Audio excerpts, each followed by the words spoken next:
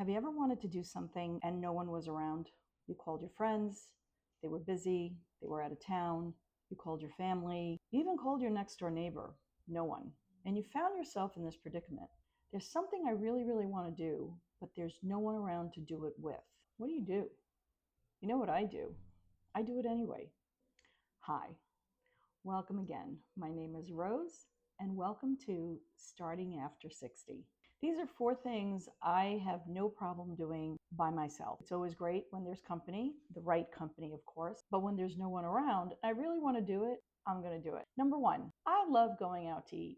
I do. I enjoy it. I like trying new restaurants, especially if I'm in a different city. I love just experiencing place, different food. So if I find that I have a yearning or a craving for something specific and there's nobody really around to go with, I'll just go by myself. Maybe I'll take a book. Maybe I'll listen to a book. The idea is that having no one around to do something with doesn't stop me from doing it anyway. Some of the best experiences, some of the best meals I've ever had have been when I was experimenting at a new restaurant by myself.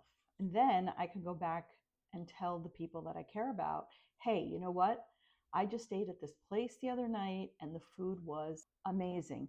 We have to go. Another thing that I have no problem doing is going to the movies. I am a huge movie buff. I love going to the movies. Most of the people that I know do not have remotely the same interest in movies that I do.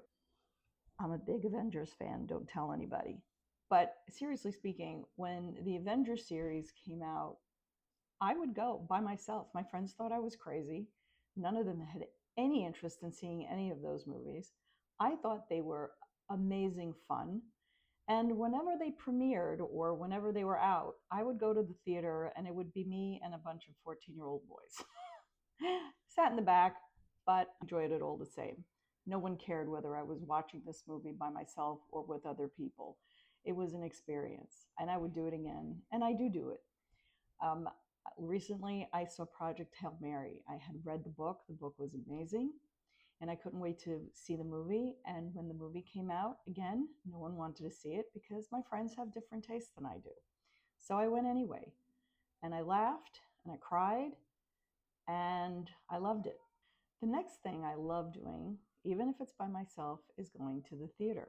I live in New York City, Broadway. Think about it. Some of the best theater in the world, and it's here at my fingertips. So if there's a show that I want to see, you bet I'm going to go see it. And if someone wants to come with me, that's fabulous. And if someone doesn't, that's okay too. So theater, the Metropolitan Opera, the ballet, whatever it is, I don't wait around to have someone go with, because honestly, at this age, do I care if I go by myself? No, because what I'm trying to do is have as many experiences as I possibly can. And if that means I have to do it by myself, you know what? It's perfectly okay. I have people say, oh, I don't know how you can do that alone. I would be afraid, or I would feel embarrassed. Embarrassed about what? Embarrassed about the fact that you enjoy these things and that you're out there supporting not only the theater or the show or whatever it is, but you are part of what's happening. You're part of that energy. It's really a lot of fun, and I highly, highly recommend it. Besides, when you're at the theater or at the movies, you don't want to talk to anybody. I don't want anyone talking to me while I'm trying to pay attention to what's happening either in the movie or on stage. So yeah, having someone to go with, kind of fun. You get to talk about it afterwards, but I'm just okay going alone if no one's around to do it. Another thing I love to do is go to live shows.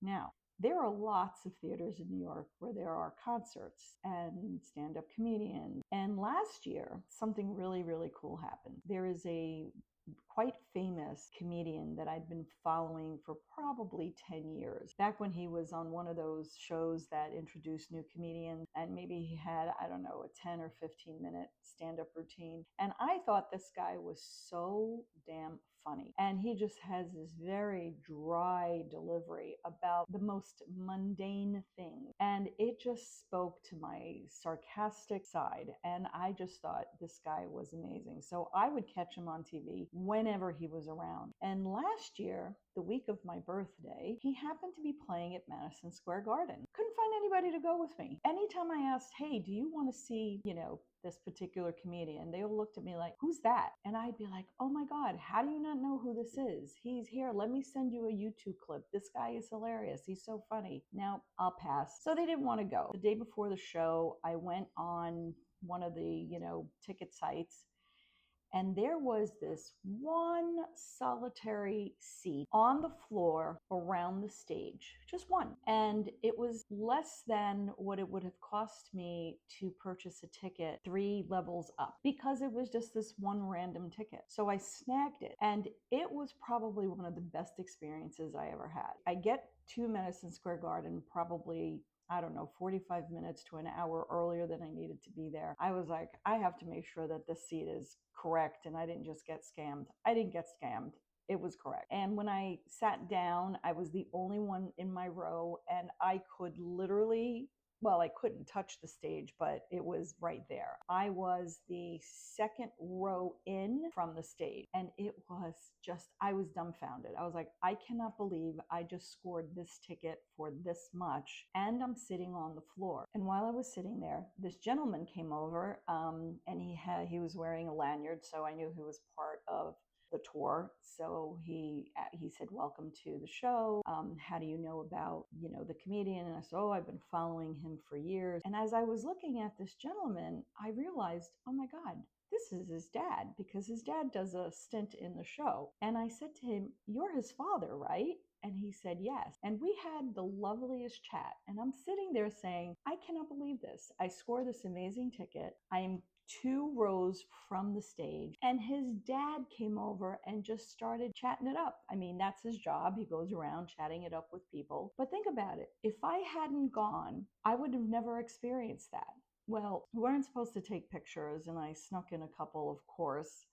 But it was such great fun. I was beside myself. So this is why I do things on my own if I feel like doing something and no one's around. Because if you keep waiting for other people to be there to do the things you want to do, you're going to be waiting a long time.